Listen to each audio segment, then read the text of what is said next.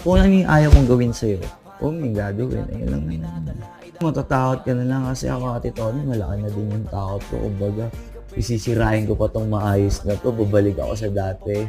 Ano lang, nasa isip ko na yan, ano lang ba ang ano na lang kalaban ko kasi okay ako, okay na ako ngayon. Ano na kalaban ko?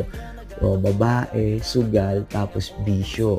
Ayan, naka-note naman yan sa akin, kaya bawal talaga sila. So, wala siyang ganun, yung tatlo, checklist. Wala ate, Ang hindi, galing naman. hindi to umiinom. Wala kang bisyo, wala kang babae, wala kang sugal. Yung Yossi, bisyo, okay, in-stop ko na din, parang 2 years na ako. Nag-vape, parang nag-vape na lang. Para sa akin, grade ko din yun, na nakita ko na sa kanila kasi syempre, yung mga kaso naman, hindi ko naman lilinisin yung pangalan nila. Yung mga nangyayari naman sa kanila, typical na nangyayari yun sa mga tao, yung nakakapambabae,